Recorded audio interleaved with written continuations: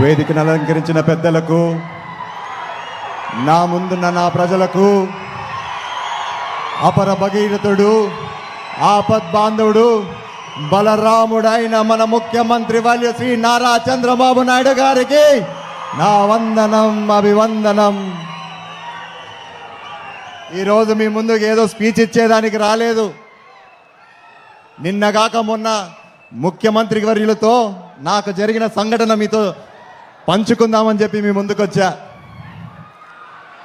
గత సంవత్సరంలో అసెంబ్లీ సమావేశాలు జరిగేటప్పుడు ముఖ్యమంత్రి గారి పేషీకి వెళ్ళా నేను. అక్కడికి వెళ్ళి, అయ్యా మా యాడికి కాలువకు, మా ముచ్చుకోట రిజర్వాయర్కి నీటి కేటాయింపులు లేవు, దయ ఉంచి ఒక జియో ఇప్పించండి అని చెప్పి ముఖ్యమంత్రి వారి దగ్గరికి వెళ్ళా. అప్పుడు ముఖ్యమంత్రి వారు ఒకటే అన్నారు, నా భుజం, నేను పక్కనే ఉంటే దగ్గరికి లాక్కొని భుజం పైన చేసి, మనందరికి తెలిసిండేదే కదా మన ముఖ్యమంత్రి గారు, తడుతూ ఒకటే చెప్పాడు, ఇదిగో తమ్ముడు, జియో గియో ఇచ్చేది లేదు కానీ ఖచ్చితంగా ప్రతి చెరువుకి ప్రతి కాలువకి నీళ్ళిచ్చే బాధ్యత నాది, నువ్వు ధైర్యంగా వెళ్ళని చెప్పి నాకు ధైర్యం ఇచ్చి సాగనిచ్చారు. కానీ ఏం చేద్దాం, మొదటిసారి ఎమ్మెల్యేకి ఏం తెలుస్తుంది? ఒక కాగితం అన్న చేతిలో ఉంటే అధికారులతో మాట్లాడేదానికి ఏదన్నా ఉందని అనుకున్నా. ఒకవైపేమో నాకు ధైర్యం ఇచ్చాడు, భుజం తడుతూ నువ్వు పో, నేను ఇస్తాను నీళ్ళు నీకని. ఇంకోవైపు ఎటువంటి కాగితం లేదు. మళ్ళా అధికారులతో ఏడ గొడవ పెట్టుకునేదబ్బా అనుకుంటా దిగులుతో బయటికి వచ్చా. మీరు నమ్ముతారో నమ్మరో, ఖచ్చితంగా తాడిపత్రిలో ఆ సమావేశాలు అయిపోయే లోపల, తిరిగి వచ్చే లోపల ఫోన్లు రింగ్ అయినా ఎక్కడి నుంచి వచ్చాయంటే అధికారుల నుంచి ఫోన్లు వచ్చాయి. సార్, సీఎం ఆఫీస్ నుంచి మాకు వచ్చింది, ఆదేశాలు వచ్చాయి, ప్రతి చెరువు ప్రతి కాలువ నీళ్ళు ఇవ్వాల్సిందే, మన రైతులకి ఎటువంటి బెంగ లేదు ఈసారి అని చెప్పారు. అన్న విధంగానే మనకి నీరు అందించారు. సార్, మీరు నమ్ముతారో నమ్మరో సార్, మా ఊరిలో మామూలుగా డిసెంబర్ నాటికే నీళ్ళు ఉండదు సార్, కానీ ఈసారి మాత్రం ఏప్రిల్ నెలలో కూడా మేము నీళ్ళు ఇచ్చే స్థాయికి వచ్చామంటే మీ దయ సార్, మీ ఆలోచన సార్. ఇంకో విషయం చెప్తా సార్ మీకు, ఆనాటికి భగీరథుడు గంగమ్మని దేవుడు మన నేలపైకి తెచ్చాడో లేదో తెలియదు కానీ సార్, మీరు మాత్రం ఈనాటి భగీరథుడై మాకు నీళ్ళిచ్చి మా దాహర్తు తీర్చారు సార్. అదేవిధంగా కాదు సార్, కష్టాల్లో ఉన్నప్పుడు ఆపద్బాంధుడై మా కన్నీరు కూడా తుడిచారు సార్. చివరికి రైతు గుండెల్లో ఒక బలరాముడై మిగిలిపోయారు సార్ మీరు. సార్, నీరిచ్చారు, బ్రహ్మాండంగా ఉంది సార్. మాకు చిన్న చిన్న సమస్యలు కూడా ఉన్నాయి సార్, మా కాలువలు ఉన్నాయి సార్. ఆ కాలంలో ఎప్పుడైతే జేసీ దివాకర్ రెడ్డి గారు, మా పెదనాన్నగారు శాసనసభ్యులుగా ఉన్నారో, ఒకవైపు నార్త్ కెనాలు, ఒకవైపు యాడి కెనాలు, మరొక వైపు ఫ్లడ్లో కెనాలు, ఇంకోసారి Pendekal reservoir, Chagal reservoir sir, ఇవన్నీ కట్టించుకున్నాం సార్. ఈ ప్రాజెక్టులంతా ఏమైనాయంటే సార్, మధ్యలో దాదాపు 70% పూర్తయి కేవలం ఒక 30% పూర్తి చేసుకున్నామంటే ఖచ్చితంగా రాబోయే కాలంలో 1,00,000 కాదు సార్, 1,50,000 ఎకరాలు నీగిచ్చే సామర్థ్యం మనకుందని చెప్పి మరొకసారి మీ ద్వారా తెలియజేసుకుంటున్నాను సార్. సార్, నీటి వరకైతే మాట్లాడాను సార్. మా యాడికి ప్రజలకి నాళ్ళ నుంచి ఒక కోరిక ఉంది సార్.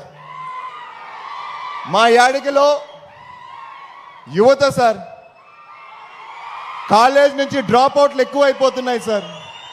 కేవలం ఒకే ఒక కారణం, మాకు దగ్గరలో ఎటువంటి జూనియర్ కాలేజీలు లేవు సార్. ఒకవైపు చూస్తే తాడిపత్రి దాదాపు 30 కిలోమీటర్లు, ఇంకోవైపు చూస్తే గుత్తి అదొక 30 కిలోమీటర్, హెడ్ క్వార్టర్ అనంతపూర్ అయితే అదొక 60 కిలోమీటర్లు సార్. వీటికి చేరుకునే బదులు మీరు ఇంట్లో ఉండిపోండి, మాకు చదువులు వద్దని చెప్పి డ్రాప్అవుట్స్ ఎక్కువ అయిపోతున్నాయి సార్. సో దయవించి నేను కోరేది ఏంటంటే సార్, ఒకవైపు భూమిని నమ్ముకున్నాం సార్, మాకు ఇది తప్ప మాకు వేరే ఏది రాదు సార్ చేసుకోవడానికి. దయచేసి మా కాలువలు పూర్తి చేయండి సార్, మాకు మళ్ళా నీళ్ళు వచ్చే విధంగా చేయండి సార్. అదేవిధంగా మా యువతకి మరొక్కసారి భరోసా ఇవ్వండి సార్. నేనున్నానని చెప్పి మీరు రైతాంగానికి కూడా భరోసా ఇచ్చినట్టు అవుతుంది సార్. ఇప్పటికే యువత చాలా మంది ముందుకు రావట్లేదు సార్. మీరు కానీ భరోసా ఇచ్చారంటే ఖచ్చితంగా రాబోయే కాలంలో ముందే మనం ఆర్టిఫిషియల్ ఇంటెలిజెన్స్ ఎక్కువైపోతుంది అంటున్నాం. ఉద్యోగాలు ఉంటాయి, ఉద్యోగాలు ఎక్కడికి పోవు. 1,00,000 ఉద్యోగాల దగ్గర ఒక 70,000 ఉద్యోగాలు రావచ్చేమో. ఈ 30,000 మందికి మనం న్యాయం చేయాలంటే సార్ ఖచ్చితంగా మన కాలువలు పూర్తి చేసుకోవాలా, మన రిజర్వాయర్లు చేసుకోవాలా. సో మరొక్కసారి ఈ సభాముఖంగా మిమ్మల్ని కోరేది ఏంటంటే సార్ మాకు నీళ్ళు ఇప్పించండి, మా రైతులు బాగు చూడని చెప్పి కోరుకుంటూ సెలవు తీసుకుంటున్నాను. జై అమరావతి, జై జై అమరావతి. మన గౌరవ శాసనసభ్యులు శ్రీ అస్మిత్ రెడ్డి గారికి కృతజ్ఞతలు చెల్లిస్తూ ఇప్పుడు గౌరవ పార్లమెంటు సభ్యులు గౌరవనీయులు శ్రీ అంబికా జి లక్ష్మీనారాయణ గారు ప్రసంగిస్తారు. గండికోటని చాలా ఇచ్చేస్తున్నారు. బ్యూటిఫుల్ టెంపుల్స్ ఉన్నాయి. ద మ్యాప్ ఈస్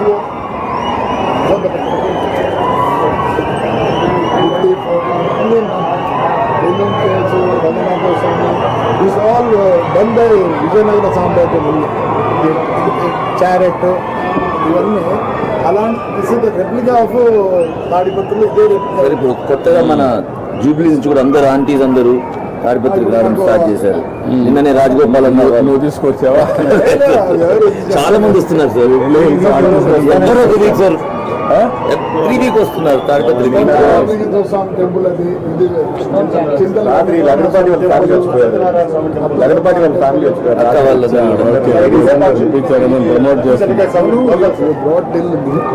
గండికోట అన్న please include. Okay, will include, will promote.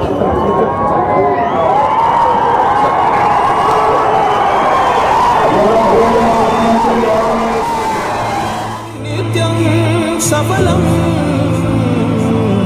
జనగణ మంగళ నాయకుడా, ఘనమగు చరితల నాయకుడా, పలుతరములు మము పరిపాలించర స్వామికుడా, నవయుగ మేధో సైనికుడా, సమయము తెలియని సేవకుడా, యువన వ్యాంధ్రకుడా, వైతాళికుడా.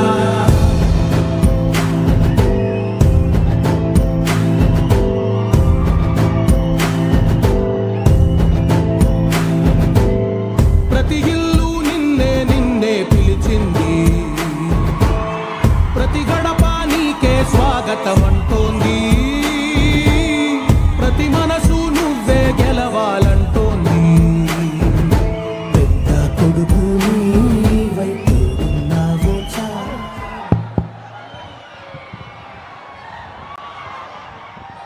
మన ప్రియతమ ముఖ్య గౌరవనీయులు శ్రీ నారా చంద్రబాబు నాయుడు గారు ఈరోజు మన మధ్యన ఉన్నారు. మన శాసనసభ్యులు గౌరవనీయులు శ్రీ జేసీ అస్మిత్ రెడ్డి గారు